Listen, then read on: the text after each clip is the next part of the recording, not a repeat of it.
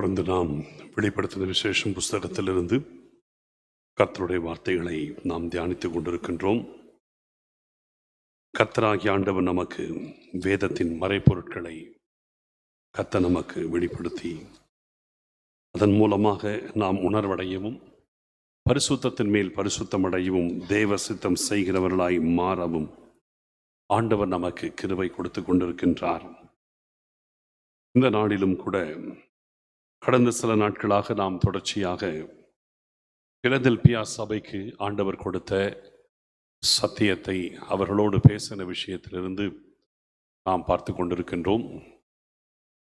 நேற்று, அதாவது கடந்த வெள்ளிக்கிழமை என்று நாம் வெளிப்படுத்தல் 3ஆம் அதிகாரம் 10வது வசனத்தை நம்ம பார்த்தோம். என் பொறுமையை குறித்து சொல்லிய வசனத்தை நீ காத்து கொண்டபடியினால் பூமியில் குடியிருக்கிறவர்களை சோதிக்கும்படியாக பூச்சக்கரத்தின் மேலெங்கும் வரப்போகிற சோதனை காலத்திற்கு தப்பும்படி நானும் உன்னை தப்புவிப்பேன் என்று சொல்லி நாம் ஆண்டவர் அவருடைய பொறுமை என்ன என்று பார்த்தோம். அவருடைய பொறுமை என்பது நியாயம் தீர்க்கிற விஷயத்தில் ஆண்டவர் பொறுமை உள்ளவராயிருக்கிறார். ஒருவரும் கெட்டு போகாமல் எல்லாரும் மனம் திரும்ப வேண்டும் என்கிற விஷயத்தில் கர்த்தர் பொறுமையாயிருக்கிறார் என்பதை நம்ம பார்த்தோம். ஆகையினாலே அந்த பொறுமையாக இருக்கிற ஆண்டவரை நாம் பிடித்து கொண்டு நம்முடைய வாழ்க்கையில் ஆண்டவருக்கு நேராக நம்முடைய இருதயத்தை திருப்பி ஆண்டவருக்காக வாழ நாம் நம்மை அர்ப்பணித்துக் கொள்ள வேண்டும். நியாய தீர்ப்பு நேரத்திலே நாம் அகப்பட்டு கொள்ளாதபடி ஆண்டவருக்காக நாம் வாழ்ந்து அதற்கு தப்பித்து கொள்ள வேண்டும் என்று சொல்லி நம்ம பார்த்தோம். இன்றைக்கு அதை தொடர்ந்து 11ஆம் வசனத்தை பார்க்க போகிறோம். இதோ சீக்கிரமாய் வருகிறேன், ஒருவனும் உன் கிரீடத்தை எடுத்துக்கொள்ளாதபடிக்கு உனக்குள்ளதை பற்றி கொண்டு இரு. இங்கே பிலதெல்பியா சபைக்கு ஆண்டவர் இந்த நேரத்தில் ஒரு வாக்கு தத்தத்தையும் அதனோடு கூட கர்த்தர் சில எச்சரிப்பான காரியத்தையும் சேர்த்தே பேசுகிறார். சீக்கிரமாய் வருகிறேன், வருகை குறித்து ஒரு உணர்வை கொடுத்து சொல்றாரு. ஒருவனும் உன் கிரீடத்தை எடுத்துக்கொள்ளாதபடிக்கு உனக்குள்ளதை பற்றி கொண்டிரு. உனக்கென்று ஒரு கிரீடம் கொடுக்கப்பட்டிருக்கிறது, நியமிக்கப்பட்டிருக்கிறது. அதை நீ பற்றி கொள்ள வேண்டும். அந்த கிரீடத்தை ஒருவனும் உன்னிடத்தில் எடுத்துக்கொள்ளாதபடிக்கு அந்த கிரீடத்தை நீ பற்றி கொள்ள வேண்டும் என்று ஆண்டவர் எச்சரிப்பு கொடுக்கிறார். இதே போல ஒரு எச்சரிப்பை ஆண்டவர் தியத்ரா சபைக்கும் கூட கொடுக்கிறதை நம்ம பார்க்க முடியும். வெளிப்படுத்தின விசேஷம் 2வது அதிகாரம் 25வது வசனத்தில் நீங்கள் பார்த்தீங்கன்னா இதே போல ஒரு எச்சரிப்பை தியத்ரா சபைக்கும் ஆண்டவர் கொடுப்பார். உங்களுக்குள்ளதை நான் வருமளவும் பற்றி கொண்டிருங்கள். 2:25 பார்க்கிறோம். வெளிப்படுத்தல் உங்களுக்குள்ளதை நான் வருமளவும் பற்றி கொண்டிருங்கள். இந்த 2 வசனங்களும் கிட்டத்தட்ட ஒரே ஒரு விஷயம்தான். கர்த்தர் வரப்போகிறார். இங்கே சொல்றார் சீக்கிரம் வருகிறேன்னு சொல்றார், அங்கே நான் வருமளவும்னு சொல்றார். அவர் வருமளவும் அல்லது சீக்கிரத்தில் வரப்போகிறார். அது வரையிலும் உங்களுக்குள்ளதை பற்றி கொண்டிருங்கள். உங்களுக்கென்று நியமிக்கப்பட்டதை இழந்துராதீங்க, அதை கவனமாய் பற்றி கொண்டிருங்கள்ங்கிறார். அதை சொல்லும் பொழுதே ஆண்டவர் ஒரு எச்சரிப்பை சொல்றாரு. ஒருவனும் உன் கிரீடத்தை எடுத்துக்கொள்ளாதபடிக்கு, இல்லை, ஒருவனும் உன் கிரீடத்தை எடுத்துக்கொள்ளாதபடிக்கு உனக்குள்ளதை பற்றிக்கொள். அப்போ நம்முடைய கிரீடத்தை வேறொருவன் எடுக்க முடியுமா? முடியும் என்கிறதுனால தான் ஆண்டவர் இதை எச்சரிப்பாக சொல்றார். ஒருவனும் உன் கிரீடத்தை எடுத்துக்கொள்ளாதபடிக்கு உனக்குள்ளதை பற்றிக்கொள். அப்போ நமக்கு நியமிக்கப்பட்டது வேறொருவனுக்கு கை மாறுமா அப்படின்னா மாறும். வேதத்தில் இருக்கிறது, மாறும். இந்த விஷயம் ஒரு எச்சரிப்பு. தேவ பிள்ளைகள் ஒவ்வொருவருக்கும் இந்த காரியம் ஒரு பெரிய எச்சரிப்பு. நமக்குள்ளதை நாம் ஜாக்கிரதையோடு காத்து கொள்ள வேண்டும். இல்லாவிட்டால் அது கைமாறி வேறொருவருக்கு போய்விடுவதற்கு வாய்ப்பு இருக்கிறது. வேறொருவருக்கு போய்விடுவதற்கு வாய்ப்பு இருக்கிறது. அதை குறித்து நான் வேதத்திலிருந்து சில சம்பவங்களை உங்களுக்கு அடையாளமாக நான் காண்பிக்க விரும்புகிறேன். 1 சாமுவேல் 15ஆம் அதிகாரத்தை எடுத்துக்கொள்ளுங்கள். இந்த 15ஆம் அதிகாரம் பார்த்தீங்கன்னா, சவுல் இந்த இடத்துல நல்ல ஒரு ஸ்திரமான ஒரு ராஜாவா வாழ்ந்துட்டார். 13, 14ஆம் அதிகாரத்தெல்லாம் பார்த்தீங்கன்னா, யுத்தம், பெலிஸ்தியருக்கு விரோதமான யுத்தம். அந்த யுத்தத்திலே நல்ல வெற்றி பெற்று, சவுல் இப்ப நல்ல ஸ்திரமாயிட்டார். ராஜாவா நல்ல உறுதியாயிட்டார். நல்லா போயிட்டு இருக்குது. அப்படிப்பட்டதான சூழ்நிலையிலே, இங்கே கர்த்தர் அடுத்த ஒரு யுத்தத்திற்கு சவுலை ஆயத்தப்படுத்திட்டு இருக்கிறார். அதாவது அமலேக்கியருக்கு விரோதமான யுத்தம். இதை இந்த 15ஆம் அதிகாரத்திலே பார்க்கிறோம். அமலேக்கியருக்கு விரோதமான யுத்தத்திலே வரும்பொழுது, ஆண்டவர் சற்று கடினம் காண்பிக்கிறார். அதாவது தெளிவாய் அவருக்கு சில காரியங்களை கட்டளையிட்டு, அதன்படிதான் அந்த யுத்தம் நடக்க வேண்டும், அதனுடைய காரியம் இப்படி நடக்க வேண்டும் என்று சொல்லி தெளிவாக ஆண்டவர் சாமுவேலை கொண்டு சொல்றார். அதை மட்டும் நான் வாசிக்கிறேன் பாருங்க. 1 சாமுவேல் 15ஆவது அதிகாரம் முதல் 3 வசனங்களை வாசிக்கிறேன், கவனிங்க. பின்பு சாமுவேல் சவுலை நோக்கி, இஸ்ரவேலராகிய தம்முடைய ஜனங்களின் மேல் உம்மை ராஜாவாக அபிஷேகம் பண்ணுகிறதற்கு கர்த்தர் என்னை அனுப்பினாரே, இப்பொழுதும் கர்த்தருடைய வார்த்தைகளின் சத்தத்தை கேளும். சாமுவேல் சொல்றார், சேனைகளின் கர்த்தர் சொல்லுகிறது என்னவெனில், இஸ்ரவேலர் எகிப்திலிருந்து வந்த பொழுது அமலேக்கு அவர்களுக்கு வழிமறித்த செய்கையை மனதிலே வைத்திருக்கிறேன். இப்போதும் நீ போய் அமலேக்கை மடங்கடித்து அவனுக்குண்டான எல்லாவற்றையும் சங்கரித்து அவன் மேல் இரக்கம் வைக்காமல் புருஷரையும் ஸ்திரீகளையும் பிள்ளைகளையும் குழந்தைகளையும் மாடுகளையும் ஆடுகளையும் ஒட்டகங்களையும் கழுதைகளையும் கொன்று போட கடவாய் என்கிறார் என்று சொன்னான். இப்போ ஆண்டவர் ஒரு இடத்துல பதில் செய்கிறார்.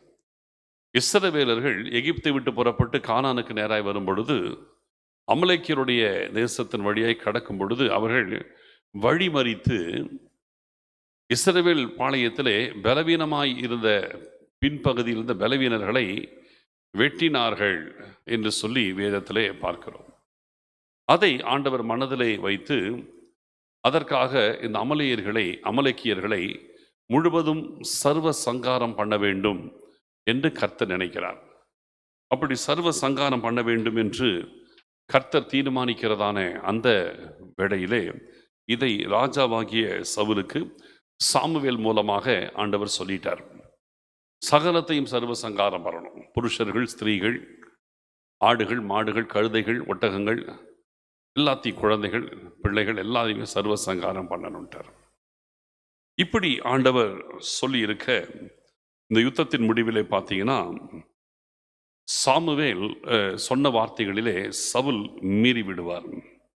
பார்த்தீங்கன்னா தெரியும். 8வது வசனத்திலிருந்து நான் வாசிக்கிறேன் பாருங்க. 15:8 அமலேக்கின் ராஜாவாகிய ஆகாகை உயிரோடு பிடித்தான். ஜனங்கள் யாவரையும் பட்டய கருக்கினாலே சங்காரம் பண்ணினான். அது மாத்திரமல்ல, 9வது வசனம் சொல்லுகிறது, சவுலும் ஜனங்களும் ஆகாகையும் ஆடு மாடுகளில் முதல் தரமானவைகளையும் 2ஆம் தரமானவைகளையும் ஆட்டுக்குட்டிகளையும் நலமான எல்லாவற்றையும் அடித்து போட மனதில்லாமல் தப்ப வைத்து அற்பமானவைகளும் உதவாதவைகளுமான சகல வஸ்துக்களையும் முற்றிலும் அழித்து போட்டான் என்று வேதம் சொல்லுகிறது. ஆண்டவருடைய வார்த்தைகளை சவுல் நிறைவேற்றல. இப்படி சவுல் நிறைவேற்றாமல் போகும் பொழுது, ஆண்டவர் இதை சாமுவேலுக்கு கர்த்தர் வருத்தத்தோடு சொல்றார். இந்த காரியத்தில் என்னுடைய வார்த்தைகளை சவுல் நிறைவேற்றாமல் போனான். 10வது வசனத்தில் பார்த்தீங்கன்னா, 10, 11 வசனங்களிலே ஆண்டவர் மிகுந்த மனவேதனையோடு சாமுவேல்கிட்ட பேசுவார். நான் சவுலை ராஜாவாக்கினது எனக்கு மனஸ்தாபமாக இருக்கிறது, அவன் என் வார்த்தைகளை நிறைவேற்றாமல் போனான் அப்படிங்கிறார். அதை கேட்டு சாமுவேல் மனம் நொந்து இரவு முழுவதும் ஆண்டவரை நோக்கி ஜெபிக்கிறார். ஜெபித்து விட்டு அடுத்த நாள் போய் சவுலை சந்திக்கிறார். சந்தித்து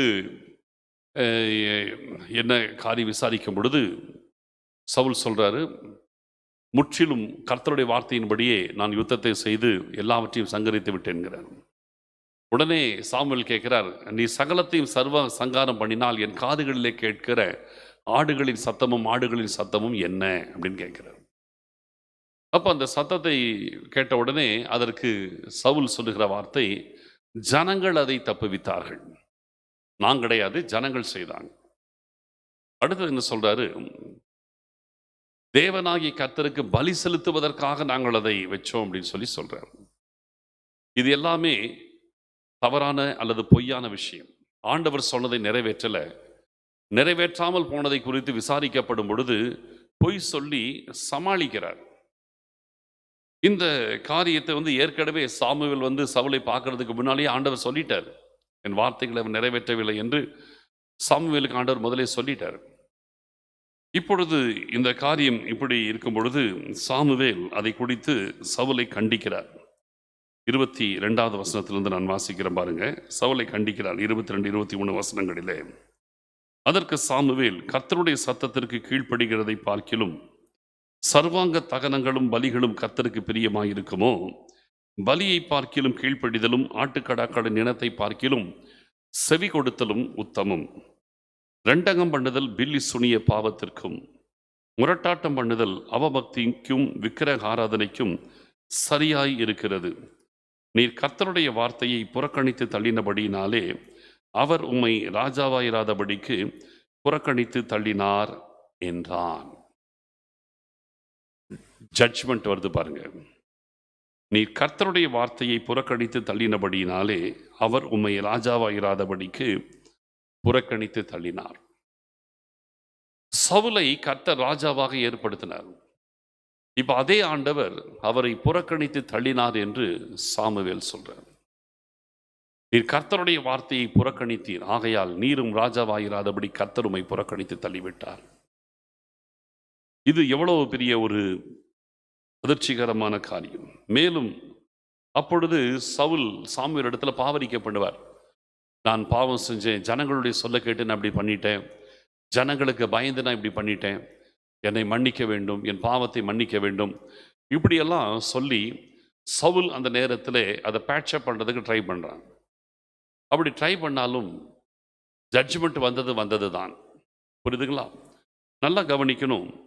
ஆண்டவர் ஒரு காரியத்தை நம்மிடத்தில் எதிர்பார்க்கிறார்னா அவர் சீரியஸாக எதிர்பார்ப்பார். எந்த ஒரு காரியத்தை சொன்னாலும் சீரியஸாக எதிர்பார்ப்பார். அதில் நம்ம டோட்டலாக ஒபே பண்ணுறோமா, அந்த விஷயத்தில் நம்ம எவ்வளவு சின்சியராக இருக்கிறோம் என்கிறதை கர்த்தர் கவனித்து பார்ப்பார்.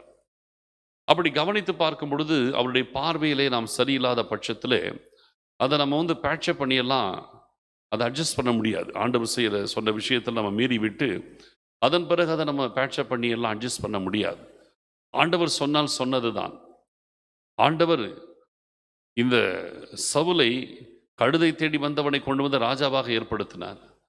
ஆனால் அப்படிப்பட்டதான இந்த சவுல் கடைசியிலே இப்படிப்பட்ட ஒரு நிலைமைக்கு வந்த உடனே ஏற்படுத்தின ஆண்டவர் அவனை புறக்கணித்து தள்ளுகிறதற்கு அது ஒரு பெரிய விஷயமாய் இருக்கவில்லை.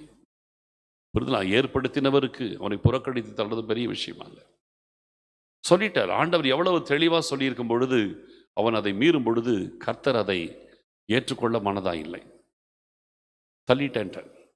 இப்போ பாருங்க அது என்ன நடக்குது பாருங்க. 26வது வசனத்தை நான் வாசிக்கிறேன். 26, 27, 28 இந்த 3 வசனங்களை வாசிக்கிறேன், கவனிங்கள்.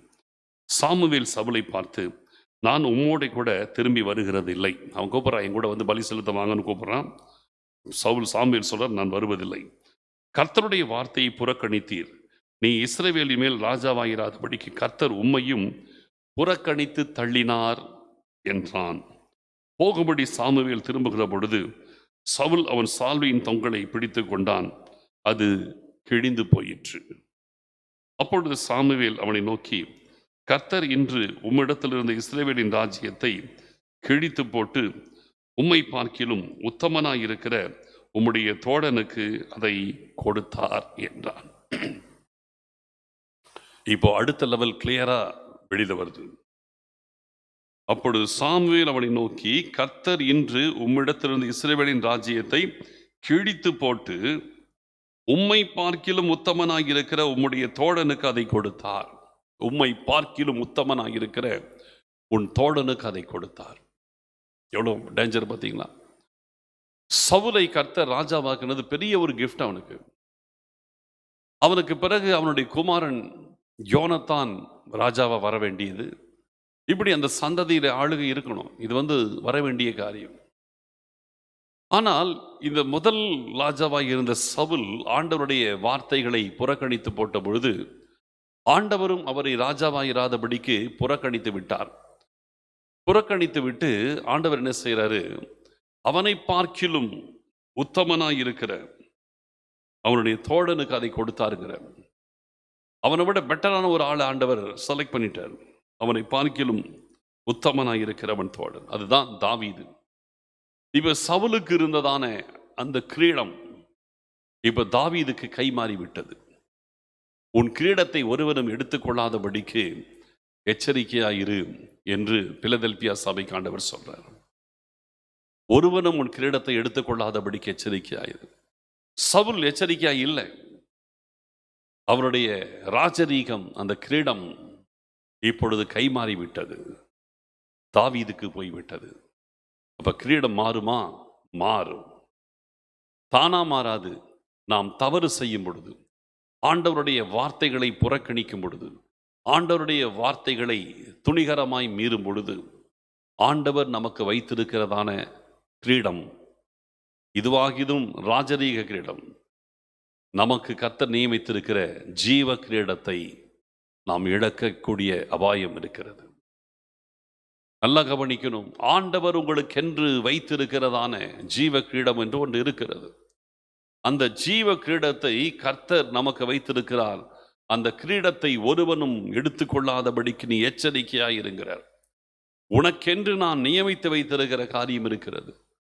உனக்கென்று நான் ஒரு ஸ்தலத்தை நான் வச்சிருக்கிறேன். உனக்கென்று ஒரு ஜீவ கிரீடத்தை வைத்திருக்கிறேன். உனக்கென்று ஒரு மகிமையை நான் வச்சிருக்கிறேன். அந்த காரியத்தை நீ உத்தமனாயிருந்தால் நீ சுதந்திரிக்க முடியும்.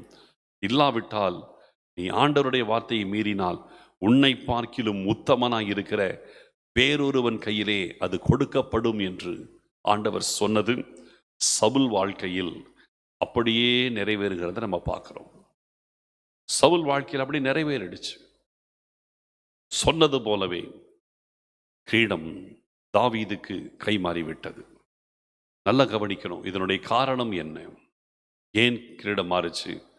ஆண்டவருடைய சொல்லை கேட்கவில்லை, ஆண்டவருடைய வார்த்தையை நிறைவேற்றவில்லை. ஆண்டவர் சொன்னதை ஒரு பகுதி கீழ்ப்படிந்தார், முழுவதுமாய் கீழ்ப்படியவில்லை. தான் காரியம். ஆண்டவர் சொல்லுகிறதை முழுமையாய் கீழ்ப்படியணும். ஒரு பகுதி கீழ்ப்படிஞ்சேன்னு சொல்லிட்டு நம்ம இருக்கிறதுல ஆண்டவர் பிரியப்பட மாட்டார். ஆண்டவர் என்ன சொல்றாரோ அதை ஆஸ் இட் இஸ் அப்படியே நம்ம நிறைவேற்றணும். சொன்னது போலவே நம்ம செய்யணுமே தவிர நாம் இஷ்டத்துக்கு ஆண்டவருடைய வார்த்தைகளை மாற்றி கொள்வதற்கு, மாற்றி அமைப்பதற்கு நமக்கு ஒருபோதும் அனுமதி கிடையாது. புரியுதுங்களா? ஆண்டவருடைய காரியத்திலே நம்ம ஆல்டர் பண்ணவே முடியாது. ஆண்டவர் ஒன்று சொல்லிட்டாருன்னா அந்த பேட்டர்ன்ல தான் அந்த வேலையை அப்படிதான் செய்யணும். நம்ம இஷ்டத்துக்கு பேட்டர்னை மாற்ற முடியாது. நம்ம இஷ்டத்துக்கு நமக்கு வசதிக்கு ஏற்ற மாதிரி எல்லாம் மாற்ற முடியாது. ஆண்டவர் சொல்றபடி தான் செய்யணும். நல்லா கவனிக்கணும். நம்முடைய வாழ்க்கையிலே ஆண்டவர் வச்சிருக்கிற பாதையை சின்சியரா ஃபாலோ பண்ணணும். உங்களுக்கு என்று கர்த்தர் ஒரு காரியத்தை சொன்னார்னா அந்த விஷயத்துல சின்சியரா இருக்கணும். அந்த காரியத்தில் மட்டும் நிறைவேற்றுகிறதுல ரொம்ப கேர்ஃபுல்லா இருக்கணும். நீங்க எந்த காரணத்தை கொண்டும் உங்க இஷ்டத்துக்கு அதை மாற்றவே முடியாது. இன்னைக்கு நிறைய பேருடைய வாழ்க்கையில தங்கள் இஷ்டத்திற்கு ஊழியத்தை மாற்றி கடைசியிலே தங்களுக்குள்ள ஜீவ கிரீடத்தை இழந்து விட்ட நிலைமையிலே வாழ்ந்து கொண்டிருக்கிறவர்களை நிறைய பேர் எனக்கு தெரியும். ஆண்டவர் அழைத்த பொழுது உன்னதமான தேவ திட்டத்தோடு, ஒரு பரம தரிசனத்தோடு, ஆத்தும பாரத்தோடு, தேசத்தை சந்திக்கும்படியான ஒரு மகத்தான திட்டத்தோடு எத்தனையோ பேரை கர்த்தர் ஒழித்து கலைச்சார். ஆனால் ஆரம்பத்திலே அவர்கள் தீவிரமாய் அந்த விஷயத்திலே கர்த்தருக்காய் நின்றவர்கள் போக போக போக சுய எண்ணங்களையும் அதில் திணித்து, மற்ற மனுஷ ஆலோசனைகளையும் கேட்டு அதில் நடந்து கடைசியில் திசை மாறி தங்களுடைய ஜீவ கிரீடத்தை இழந்துவிட்ட நிலைமையிலே வாழ்ந்து கொண்டிருக்கிற ஊழியர்களை எனக்கு தெரியும். தெரியுதுங்களா? இந்த இடத்துல சவுல் அவருடைய மைண்ட்ல ஆண்டவர் சொன்னதை செய்யறதுக்கு தான் எடுத்திருப்பார். சவுல் இந்த இடத்துல பார்த்தீங்கன்னா திரும்ப திரும்ப ஒரு காரியத்தை சொல்லுவார். ஜனங்கள் காப்பாற்றினார்கள் இல்லையா, நான் செய்யல, ஜனங்கள் அதை விட்டு வைத்தார்கள். தெளிவா அதை திரும்ப திரும்ப திரும்ப அதை சொல்லிட்டே வருவார். பாருங்க, 8வது வசனத்துல பார்க்கும் பொழுது, 9வது வசனத்துல சொல்றார் பாருங்க. சவுலும் ஜனங்களும் ஆகாகையும் ஆடு மாடுகளில் முதல் தரமானவைகளையும் இரண்டாம் தரமானவைகளையும் ஆட்டுக்குட்டிகளையும் நலமான எல்லாவற்றையும் அழித்து போட மனதை இல்லாமல் தப்ப வைத்து அற்பமானவைகளும் உதவாதவைகளும் சகல வஸ்துக்களையும் முற்றிலும் அழித்து போட்டான்.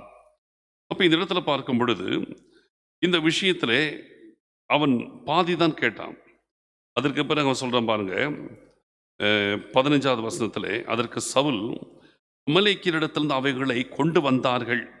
யாரு? ஜனங்க கொண்டு வந்தார்கள். ஜனங்கள் ஆடு மாடுகளில் நலமானவைகளை உம்முடைய தேவனாகிய கர்த்தருக்கு பலியிடும்படிக்கு தப்ப வைத்தார்கள், மற்றவைகளை முற்றிலும் அழித்து போட்டோம். ஜனங்கள் தப்புவித்தார்கள், மற்றபடி நாங்கள் அழிச்சு போட்டோன்றான். ஜனங்களுடைய பேச்சு அந்த இடத்துல ஈடுபட்டு இருக்கிறது. அடுத்தது பாருங்க, அடுத்த அதிகாரத்தில் 15ஆம் அதிகாரத்தில் இன்னொரு காரியத்தை சொல்றான் பாருங்க. 25வது வசனத்திலிருந்து பார்க்கும் பொழுது இந்த விஷயத்தில் அவர் திரும்பியும் அவன் சொல்லுகிற காரியத்தை பார்க்கும்போது, இப்பொழுதும் நீர் என் பாவத்தை மன்னித்து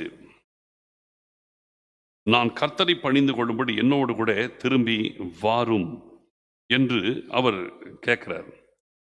இந்த விஷயத்தில் அவர் கேட்கும் பொழுது கூட ஜனங்கள் இந்த விஷயத்திலே தன்னை வற்புறுத்தி ஜனங்களுக்கு பயந்ததினால், ஜனங்கள் அவர்களை வற்புறுத்தினதால தான் இந்த காரியத்தை செய்தோம்னு சொல்றார். 21ஆம் வசனத்திலையும் பாருங்க, ஜனங்களோ உம்முடைய தேவனாகிய கர்த்தருக்கு கில்காலிலே பலியிடுகிறதற்காக கொள்ளையிலே சாபத்தினானதாகும் ஆடுகளிலே பிரதானமானவைகளை பிடித்து கொண்டு வந்தார்கள் என்றான்.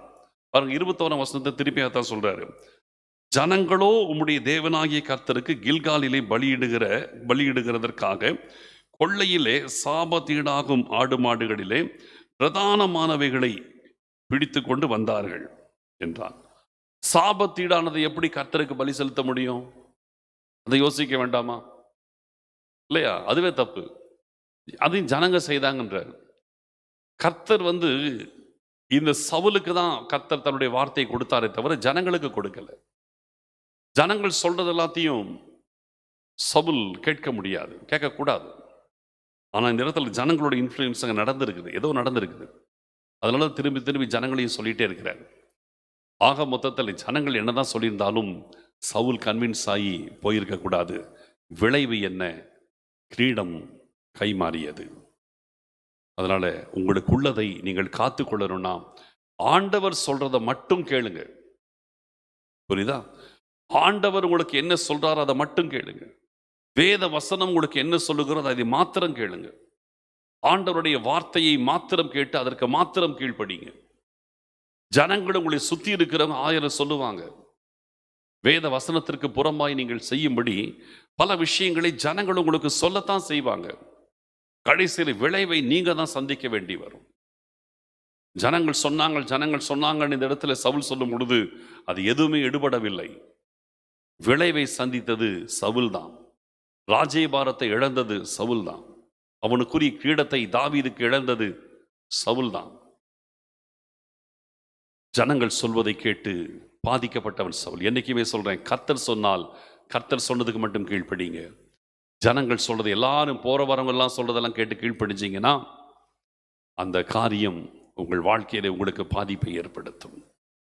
அப்போ முதலாவது, தனக்குள்ள கிரீடத்தை சவுல் இழந்து போனார் என்று சொல்லி நம்ம பார்க்கிறோம்.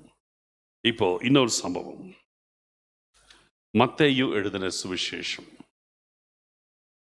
22வது அதிகாரம். இந்த இடத்துல ஆண்டவர் உவமையாக ஒரு சம்பவத்தை, உண்மை சம்பவத்தை ஒரு மறைமுகமாக ஆண்டவர் பேசுறார். புரியும்படியாக ஆண்டவர் பேசுறாரு. இந்த 22ஆம் அதிகாரத்தில் ஆரம்பத்திலிருந்து பார்த்தீங்கன்னா ஒரு உவமையாக சொல்றாரு. ஆனால் அதுக்கு பின்னால் ஒரு மிகப்பெரிய தீர்க்க தரிசன சத்தியம் அடங்கி இருக்குது. வாசிக்கிற ஆரம்பத்தில் இருந்து பாருங்க. இயேசு மறுபடியும் அவர்களோட ஓமைகளாக பேசி சொன்னது என்னவென்றால், பரலோக ராஜ்யம் தன் குமாரனுக்கு கல்யாணம் செய்த ஒரு ராஜாவுக்கு ஒப்பாயிருக்கிறது. அழைக்கப்பட்டவர்களை கல்யாணத்திற்கு வர சொல்லும்படி அவன் தன் ஊழியக்காரரை அனுப்பினான். அவர்களோ வர மனதில்லாதிருந்தார்கள். இந்த இடத்துல பார்த்தீங்கன்னா, பரலோக ராஜ்யம் இது ஒரு உவமையாக நடக்க போகிற காரியத்தை குறித்து இந்த இடத்துல அவர் அப்படியே சொல்றார். இஸ்ரவேல் ஜனங்களுடைய நிலை என்ன ஆக போகுதுன்றதை சொல்றார். பரலோக ராஜ்யம் ஒரு ராஜா தன்னுடைய மகனுக்கு கல்யாணம் செய்ததற்கு ஏதுவாய் இருக்கிறதாம். அது எப்படின்னா, அழைக்கப்பட்டவர்களை கல்யாணத்திற்கு வர சொல்லும்படி அவன் தன் ஊழியக்காரரை அனுப்பினான். அவர்களோ வர மனதில்லாதிருந்தார்கள். அழைக்கப்பட்டவர்கள் யார்? யூத ஜனங்கள். ராஜா தேவனாகிய கர்த்தர் தன் குமாரனாகிய இயேசு கிறிஸ்துவின் கல்யாணம் பரலோகத்திலே ஆயத்தப்படுத்தப்படுகிறதான இந்த உன்னதமான இந்த தேவ திட்டத்திற்கு முதலாவது யூத ஜனங்களை தான் கர்த்தர் தெரிந்து கொண்டார். வேதம் சொல்லுகிறது, அவர் தமக்கு சொந்தமானதிலே வந்தார், அவருக்கு சொந்தமானவர்களோ அவரை ஏற்றுக்கொள்ளவில்லை என்று சொல்லப்பட்டிருக்கிறது. இயேசு கிறிஸ்து இந்த உலகத்தில் வந்து ஊழியம் செய்த பொழுது சொன்னார், காணாமல் போன ஆடுகளாகி இஸ்ரவேல் வீட்டாரிடத்திற்கு அனுப்பப்பட்டேனே அல்லாமல் மற்றபடி அல்ல அப்படின்னார். பிள்ளைகளின் அப்பத்தை எடுத்து நாய்க்குட்டிகளுக்கு போடுவது நல்லதல்ல என்று சொல்லியும் சொன்னார். அப்போ இஸ்ரவேல் ஜனங்களுக்காகவே அவர் ஊழியம் செய்த காலத்தை அவர் பயன்படுத்தினார். சீஷர்களுக்கும் சொன்னார், காணாமல் போன ஆடுகளாகி இஸ்ரவேல் வீட்டாரிடத்திற்கு போகும்படியே தவிர வேறு எங்கேயுமே போக வேண்டாம் என்று சொல்லி அவங்களுக்கும் கட்டளை கொடுத்திருந்தார். இதெல்லாம் இருந்துச்சு. ஆனால் இப்படி அந்த 3.5 வருஷம் யூத ஜனங்களுக்கு ஆண்டவர் வாசலை திறந்து வச்சு அழைச்சார். பரலோக ராஜ்யத்திற்குள் பிரவேசிப்பதற்கு அவர்களை கர்த்தர் அழைச்சார். மனம் திரும்புங்கள், பரலோக ராஜ்யம் சமீபத்திருக்கிறது என்று ராஜா வீட்டு கல்யாணத்திற்கு இயேசு கிறிஸ்துவை கொண்டு ஆண்டவர் எல்லாரையும் அழைச்சார். ஆனால் அழைக்கப்பட்டவர்களோ அபாத்திரவான்களாய் போனார்கள், வர மனதில்லாமல் போனார்களா.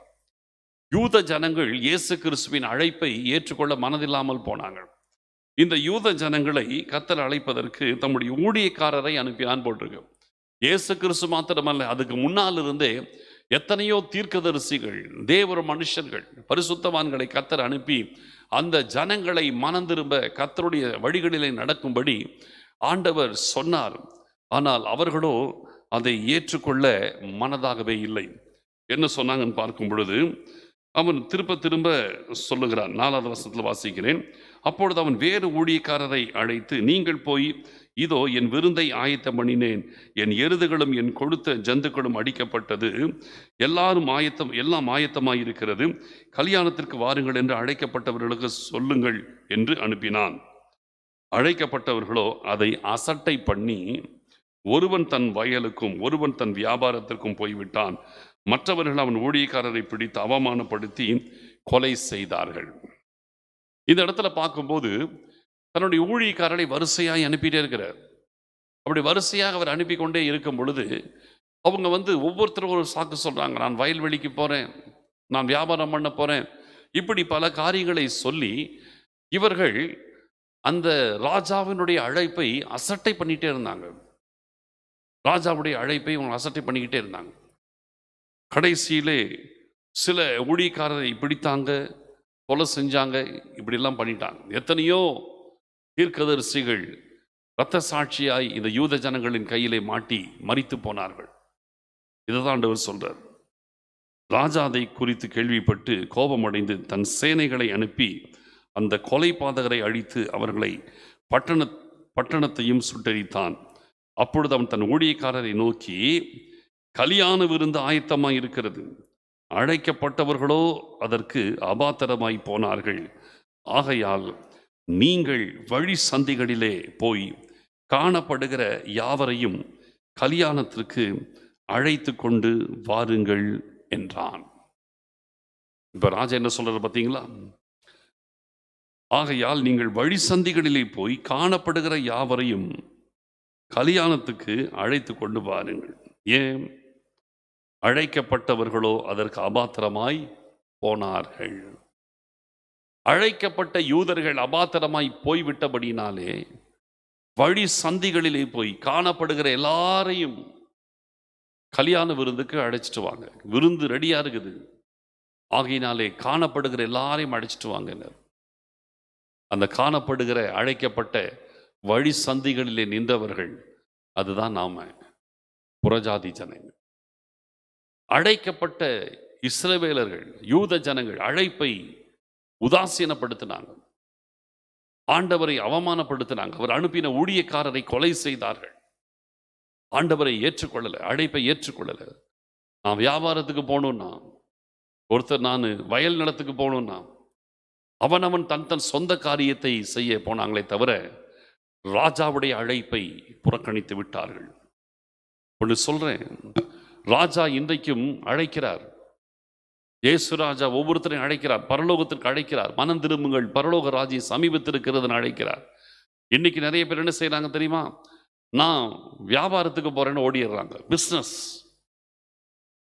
நான் வயல் நிலத்துக்கு போறேன்னு ஓடுறாங்க, தங்களுடைய சொந்த வேலை பணம் சம்பாதிக்கிறதற்கு ஓடுகிறார்களே தவிர ஆண்டவர் சுவிசேஷத்தின் மூலமாய் அழைப்பு கொடுக்கும் பொழுது அந்த அழைப்பை புறக்கணித்து விடுகிறார்கள்.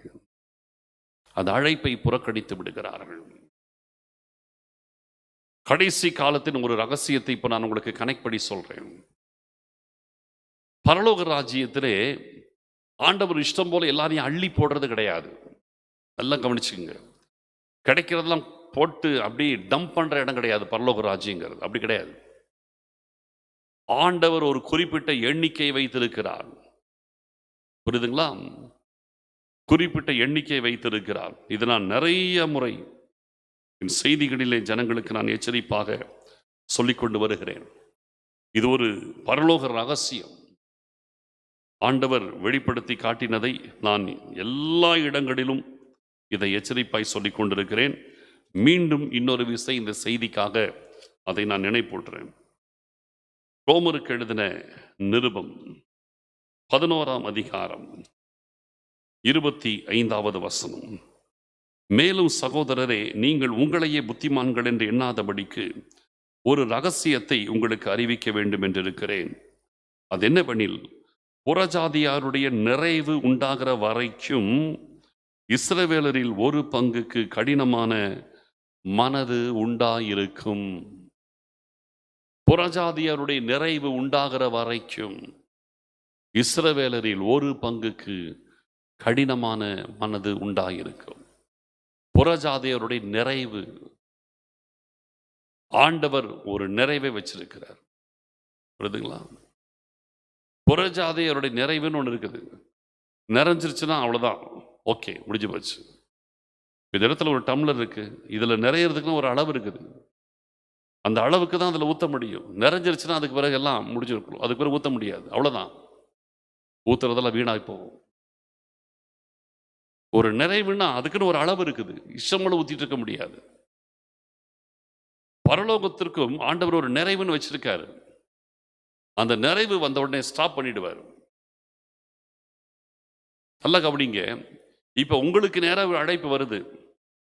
நீங்கள் அந்த அழைப்பை ஏற்றுக்கொண்டு நீங்கள் நீதிமானா மாறலாம்.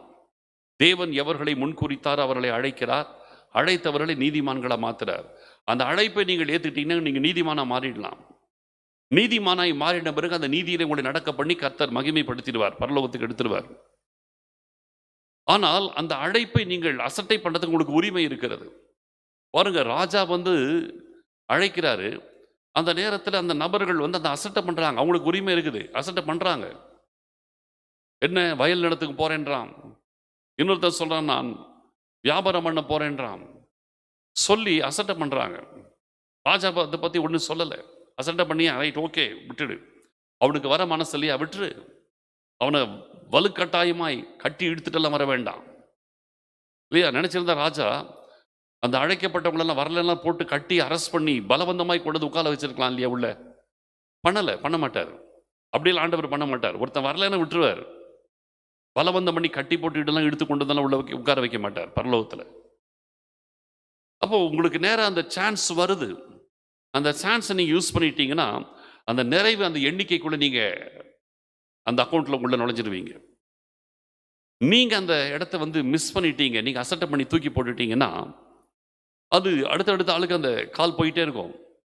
வேற ஒருத்தன் தன்னை ஒப்பு கொடுக்கும் பொழுது அவன் அந்த அக்கௌண்ட்டில் உள்ள நுழைஞ்சிருவான். உங்களுக்கு கொடுக்கப்பட்ட வாய்ப்பை நீங்கள் மிஸ் பண்ணி வெளியில் போயிட்டீங்க, அந்த பிளேஸில் வேற ஒருத்தன் அந்த அக்கௌண்ட்டில் அவன் உள்ள நுழைஞ்சிருவான். ஆக மொத்தத்தில் ஆண்டவருக்கு ஃபிக்ஸ் பண்ண அந்த அக்கௌண்ட் நம்பர் ஃபுல் ஆகணுமே தவிர நீங்கள் தான் வரணுன்றது ஆண்டவருக்கு கிடையாது. நீங்கள் இல்லைன்னா இன்னொருத்தர், அவர் இல்லைன்னா இன்னொருத்தர், அவ்வளோதான். ஆண்டவர் காலிங் கொடுத்துட்டே போயிட்டே இருப்பார். ஏற்றுக்கொள்ளுகிறவன் உள்ள வரான், பரலோகத்துக்கு உள்ள நுழையிறான். இவன் அசட்டை பண்ணால் அதே அடுத்த காலிங் அடுத்தது இன்னொருத்தனுக்கு போகும். அவன் அக்செப்ட் பண்ணிட்டான்னா அவன் உள்ள நுழைஞ்சிருப்பான். அடுத்தது இப்படி போயிட்டே இருக்கும். கடைசியில் அந்த நம்பர் ஃபுல்லான உடனே கிறிஸ்துவின் வருகை சம்பவித்து விடும். அசட்டை பண்ணினவன் புறக்கணிக்கப்பட்டவனாய் நரகத்துக்குரியவனாய் மாறி போயிடுவான். அதுதான் யூத ஜனங்களுக்கு நடக்குது. அழைப்பை புறக்கணித்தார்கள். கடைசியில் அவங்க உள்ளேயே வர முடியல. இன்னைக்கு வரைக்கும் அவங்க உள்ள வர முடியல. 2000 வருஷங்களுக்கு முன்பாக இயேசு கிறிஸ்துவின் அழைப்பை புறக்கணித்தார்கள். இன்றைக்கு வரைக்கும் அந்த யூத ஜனங்களால் உள்ள வர முடியல. இன்னைக்கு வரைக்கும் வெளியிலிருந்து வேடிக்கை பார்த்துட்டு இருக்கிறாங்க. புறஜாதிகள் உள்ள நுழைஞ்சிட்டு இருக்கிறோம், அவர்கள் வெளியே நின்று வேடிக்கை பார்த்துட்டு இருக்கிறாங்க. கிரீடம் கை மாறிவிட்டது. இந்த 2000 வருஷத்தில் எத்தனை யூத ஜனங்கள் இயேசு இல்லாமலே மரித்து போனார்கள். இந்த 2000 வருஷத்தில் எத்தனை யூத ஜனங்கள் இயேசு கிறிஸ்துவை அறியாமல் ஒரு யூதனாய் வாழ்ந்தே மரித்து போய் நித்தியத்தை இழந்து விட்டாங்களே. எவ்வளவு வேதனை இல்ல? யோசிச்சு பாருங்க. கிரீடம் கை மாறிவிட்டது. சவுலுடைய கையில் இருந்த கிரீடம் தாவீதுக்கு போனது. யூதனுடைய கையில் இருந்த கிரீடம் புறஜாதிகளுக்கு கை மாறியது. இன்னொன்னே ஒன்று சொல்லி முடிக்கிறேன். அப்போஸ்தலர் நடபடிகள் முதல் அதிகாரம் 15 20 வரைக்கும் வாசிக்கிறேன். அப்போஸ்தலர் நடபடிகள் முதல் அதிகாரம் 15 20 வரைக்கும். அந்நாளிலே சீஷர்கள் ஏறக்குறைய 120 பேர் கூடியிருந்த பொழுது அவர்கள் நடுவிலே பேதுரு எழுந்து நின்று, சகோதரரே, இயேசுவை பிடித்தவர்களுக்கு வழிகாட்டின யூதாசை குறித்து பரிசுத்த ஆவி தாவீதின் வாக்கினாலே முன் சொன்ன வேத வாக்கியம் நிறைவேற வேண்டியதாயிருந்தது. அவன் எங்களில் ஒருவனாக எண்ணப்பட்டு இந்த ஊழியத்திலே பங்கு பெற்றவனாயிருந்தான். அநீதித்தின் கூலியினால் அவன் ஒரு நிலத்தை சம்பாதித்து தலைகீழாக விழுந்தான். அவன் வயிறு வெடித்து குடல்களெல்லாம் சரிந்து போயிற்று. இது எருசலேமிலுள்ள குடிகள் யாவருக்கும் தெரிந்திருக்கிறது. அதனாலே அந்த நிலம் அவர்களுடைய பாஷையிலே இரத்த நிலம் என்று அர்த்தம் கொள்ளும் அக்கல்தமா என்று எண்ணப்பட்டிருக்கிறது. சங்கீத புஸ்தகத்திலே அவனுடைய வாசஸ்தலம் பாழாக கடவது, ஒருவனும் அதில் வாசம் பண்ணாதிருப்பானாக என்றும் அவனுடைய கண்காணிப்பை வேறொருவன் பெற கடவன் என்றும் எழுதியிருக்கிறது. அப்போ அதன் பிறகு யூதாஸ் தெரிந்து கொள்ளப்பட்ட அப்போஸ்தலர்களில் ஒருவன், 12 பேர்ல ஒருவன். அவன் அநீதித்தின் கூலியினால் பண ஆசை, ஆரம்பம் முதற்கொண்டே அவன் பண ஆசையிலே வீழ்ந்து இயேசு கிறிஸ்துவின் காணிக்கையிலே அவன் திருடுகிறவனாயிருந்து, அதன் பிறகு அந்த பண ஆசையிலேயே அவன் பழக்கப்பட்டு கடைசியிலே இயேசு கிறிஸ்துவுக்கு விலை பேசுகிற அளவுக்கு அவன் போய்விடுகிறான். ஆண்டவர் எத்தனையோ முறை அவனை உணர்த்தி அவனை சரிப்படுத்த நினைச்சும் அவனால் வெளியே வர முடியல. கடைசியிலே அந்த அநீதித்தின் கூலியினால் அவன் தற்கொலை செய்து மடிந்து போகிறான். அவன் வயிறு வெடித்து குடல்கள் எல்லாம் சரிந்து போயிற்று என்று வேதம் சொல்லுகிறான். அவன் செத்து போறான். அப்போ பேதுரு சொல்றார், நம்மில் ஒருவனாக எண்ணப்பட்ட யூதாஸ் போனான். ஆனால் வேதம் சொல்லுகிறது 12 11 ஆயிடுச்சுன்னு 11ஆவே இருக்க முடியாது.